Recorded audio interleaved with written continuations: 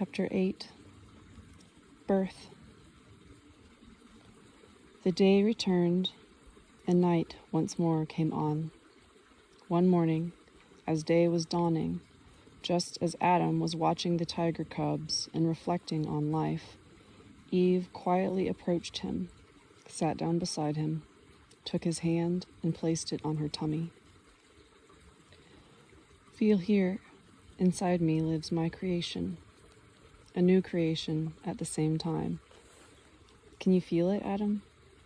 It is pushing this restless creature of mine. Yes, I can feel it. It seems to be reaching out to me. To you? Of course. It is mine, but it is yours too. I very much want to see our co-creation. And Eve gave birth, not in painful labor, but in great wonder. Forgetting everything around him, not conscious of himself, Adam watched and trembled in anticipation. And Eve bore a new and conjugal creation. A tiny wee lump, all wet, lay helplessly on the ground. Its legs were drawn up tight, its eyelids remained closed. Adam watched, his eyes fixed on the little one, as it moved its tiny hand, opened its tiny lips, and took its first breath. Adam was afraid to blink lest he miss the tiniest movement.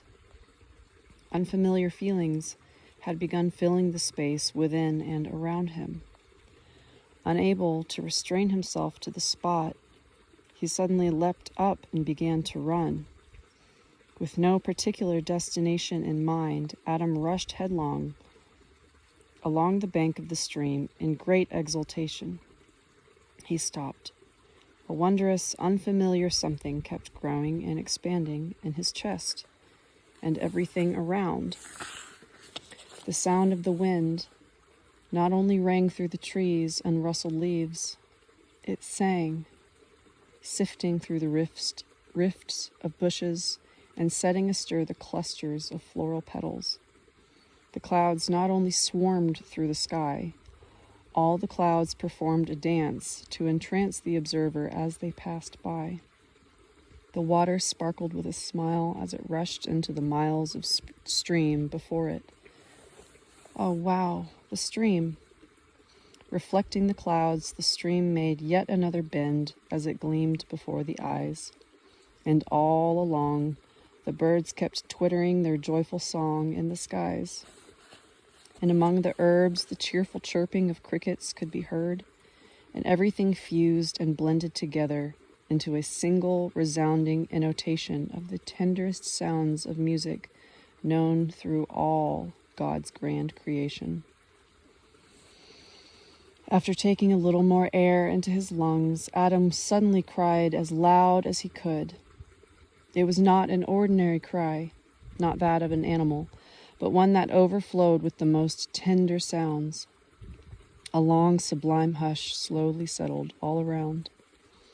And for the very first time, the universe heard a man on the earth joyfully burst into song. A man was singing, and all the noises that had before sounded throughout the galaxies were now grounded. A man was singing. And hearing this happy song, the whole world of the universe concluded, not in any of the galaxies could there be found a single string capable of producing a better sound than that of the singing of the human soul. But the song of rejoicing could not hush Adam's newfound abundance of feelings. Catching sight of the lion, he rushed toward it and wrestled it to the ground as though it were but a pussycat. He laughingly began to run his fingers adeptly through its mane, then leapt up and, gesturing the creature to follow suit, ran off across the terrain. The lion barely managed to keep up with him, while the lioness and her cubs lagged way behind. Fastest of all ran Adam, his arms waving, summoning all the creatures to follow in his route. His creation, he recalled, would be able to bring joy and elation to all. And once again, he sees the tiny lump in front of him, his own creation, such a wee little lump, alive, lapped by the she-wolf and caressed by the warm breeze. The baby's eyes had not yet shown a peep. He was asleep. At the sight of him, all creatures that had accompanied Adam on his run fell to the earth in delight. Why, yes, it is true, Adam intoned with exultation. Light like my own is emanating from my creation. Maybe it is even stronger than my light, if such an extraordinary thing is happening within me. All creatures have fallen down before it in delight. I desired. I carried through. I created. I created a creation resplendent and alive. All of you come look at him. Adam cast his glance at all around and suddenly stopped, his gaze fixed. His eyes were fixed on Eve. She was sitting on the grass all alone, caressing with her own lightly fixed gaze the suddenly still and silent Adam. And with a new might, love began shining within and around Adam in invisible delight. And then all at once, oh how love,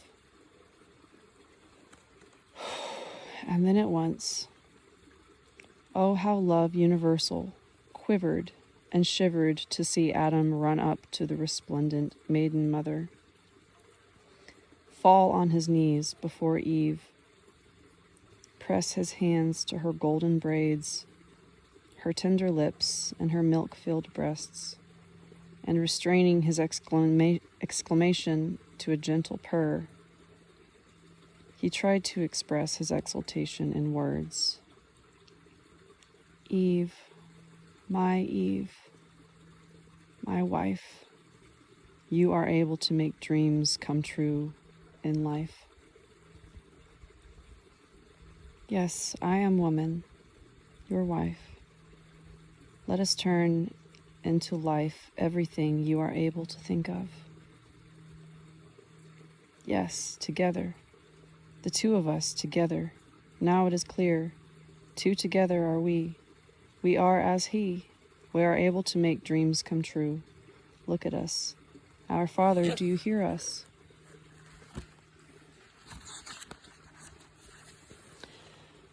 But for the first time, Adam could hear no reply. Surprised, he leapt up and cried, Where are you, my Father? Look upon my creation. Perfect and fantastic are all your earthly creatures. Resplendent are all the clouds, the grass, the bushes, and the trees. But my new creation is even finer than the features of the flowers. Look at it. I have seen how my own creation has brought me a joy far greater than anything you created through your dream. You have nothing to say? You do not wish to look at it? But it is by far and away the best part of all.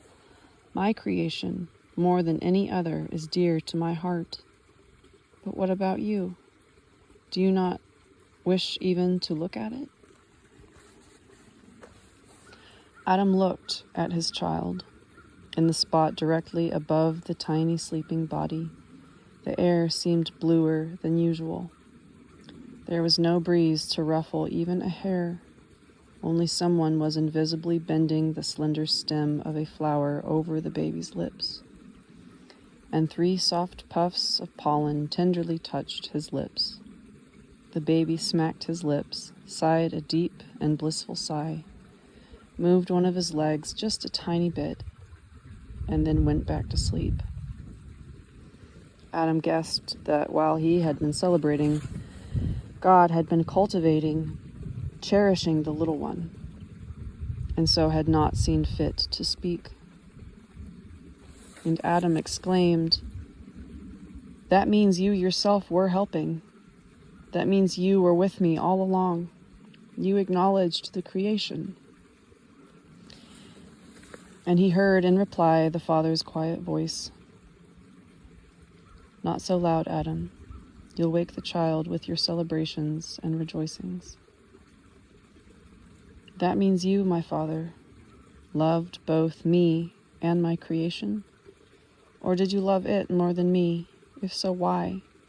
Explain it to me. It is not yours after all. Love, my son, has its continuation, and in your new creation will be found your continuation. That means I am standing here and I am in my creation at the same time. Does that mean Eve is in it too?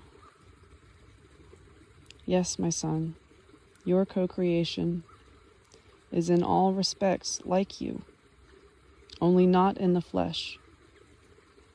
Within it, your spirit and soul merge to give birth to a new creation, and your aspirations will continue and intensify the joyous sensations multifold. So, you are saying there will be many of us?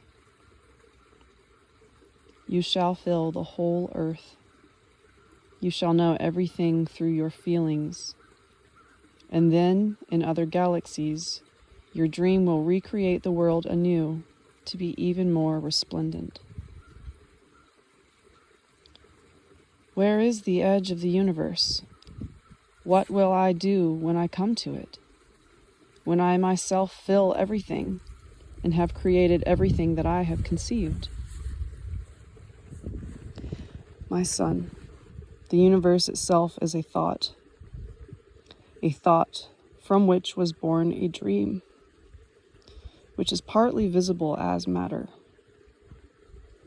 When you approach the edge of all creation, your thought will reveal a new beginning and continuation. From obscurity will arise a new and resplendent birth of you, and it will reflect itself in your soul. And it will reflect in itself your soul, your dreams, your whole aspirations. My son, you are infinite. You are eternal. Within you are your dreams of creation. Father, it is always so good when you speak. When you are with me, I want to embrace you. But you are invisible. Why? My son, when my dreams about you were drinking in the diverse energies of the universe, I did not have time to be thinking about myself. My dreams and thoughts created only you. They did not make a visible image for me. But there are visible creations of mine. Feel them, but do not try to analyze them. Nobody in the whole universe will find that they can analyze them simply with their mind. Father, it feels good to me when you speak. You are with me. Everything is with me. If I should find myself at the other end of the universe, if doubts or crude obscurities should intrude upon my soul, tell me, how might I search you out? Where will you be at such a time?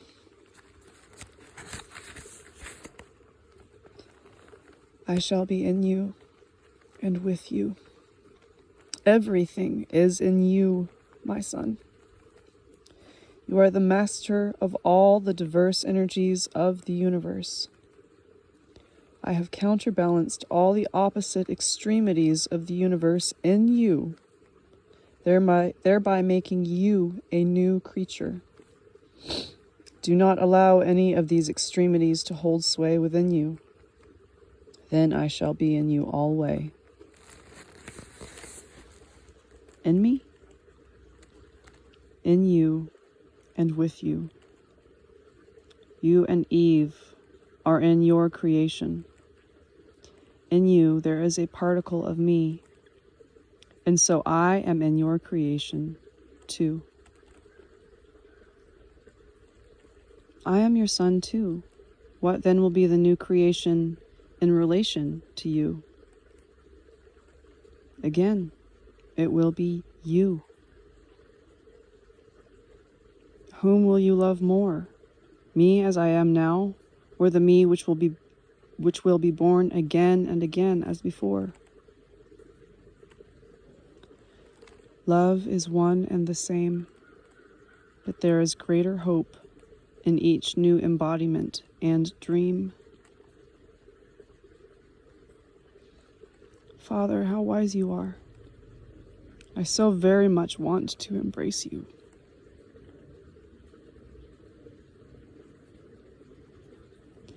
Look around you. The visible creations you see are my materialized thoughts and dreams.